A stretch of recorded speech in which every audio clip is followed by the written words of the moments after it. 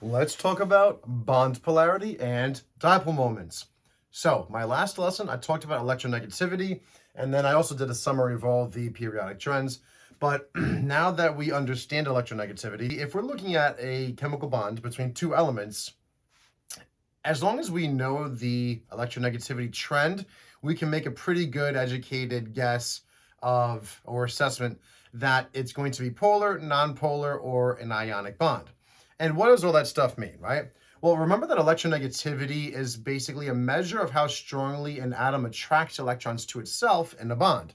So let's take the example of fluorine, which if I grant my handy dandy periodic table, it's up over here to the right. And as I explained, electronegativity increases up and to the right, but we typically exclude the noble gases, or at least the top few. So fluorine is a 4.0. It's like a GPA. That's the max that you can typically get.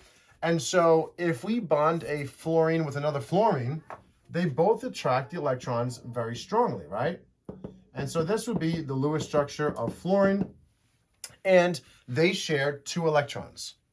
But they have the same electronegativity. So it's like 2 people playing tug of war, and they have the same strength. You're not going to go one way or the other. So the electrons are going to just be shared and equally and evenly distributed. So this is called nonpolar. And then covalent, a covalent bond is one in which the electrons are shared pretty much equally. So this is a non-polar covalent bond here. And so the electron cloud would, be some sort of evenly distributed cloud that kind of looks like this, right? It's going to be a little more dense where the atoms are, and in between just slightly less dense. But in general, we're just going to have this symmetrical electron cloud. So there's not one side of the molecule is more positive and the other side's more negative. It's just evenly distributed, okay? So it's nonpolar covalent. That's a very, very low to no difference in electronegativity. Now, it depends on the source that you look at. Some sources give different numbers, but in general, if the difference in electronegativity is less than like 0.4, it's going to be a nonpolar bond, okay? So let's just say for our purposes, less than 0.4, and this is the difference in electronegativity. We're going to call that nonpolar, okay? So let's take a look at some other elements here, right? So as we go up and to the right, we get more polar, right? And so if we look at 2 elements that are in the same period, like carbon and oxygen, right? Let's just say we have a molecule, whatever else is going on anywhere else. If we're just looking at a carbon and an oxygen, and again, they can both be bonded to other things, but we're just going to focus on them right now. Can we tell if this bond is going to be polar or non-polar? Well, they're different elements. They're in the same period, and we know that electronegativity increases to the right, up and to the right. So oxygen is to the right of carbon. It's 2 spaces over. So we can assume that there's going to be a pretty reasonable difference in electronegativity here, and there is. And so that means that oxygen, being more electronegative, is going to be pulling the electrons towards itself. So we draw something called the dipole moment. Now, sometimes they'll draw it on the bond itself. Sometimes they'll draw it up over here, like to the side. But basically, it can be either there, or you could even just draw it on the bond itself and draw this thing called a dipole moment. And the dipole moment is indicating which way the electrons are being pulled. And since oxygen is more electronegative, it's going to be pulling the electrons in this bond more towards itself. It's going to be kind of hoarding them. You can think of the electronegativity as how strong it is, right? So oxygen's pulling the electrons this way more strongly away from the carbon. So this side over here towards the oxygen is going to have a partial negative charge because it's hoarding these negative electrons more. And so we can kind of give a partial negative. That's a lowercase delta, which means partial in this context. And the carbon is going to be partially positive. So the way that you can remember how to draw these dipole moments is that they point towards the more electronegative element, and the little tail here kind of looks like a plus.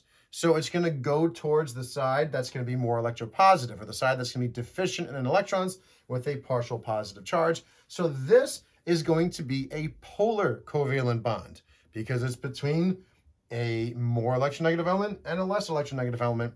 And the difference between these two is higher than 0.4. So we're going to call this polar, okay? And then again, like I said, the numbers are going to vary depending on the source that you look at, but in general, they're pretty close to this. Around like 0.4 to 1.8. You might see 1.7 in other sources, whatever. It's just, these are general rules of thumb, okay? This is going to be a polar covalent bond.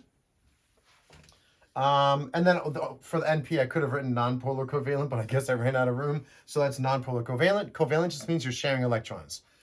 Polar covalent, it's polar because there's one side that's like negative, one side that's positive. It's covalent because they're still sharing, but it's polar covalent because it's unequal sharing of the electrons, all right? And then if we get to a high enough difference in electronegativity, and actually let me just leave that there. Let's see if I can draw at the bottom of the board here. Let's look at something like sodium and something like chlorine, okay?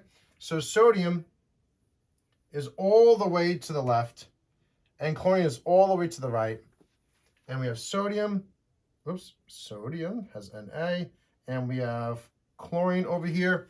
So if these two elements want to bond with each other, the electronegativity difference is so great that the chlorine isn't going to even just share unequally the electrons with sodium. We consider it that the chlorine just basically takes all the electrons to itself because it's so much more electronegative, okay? And so the difference in electronegativity here is going to be greater than that 1.8 threshold.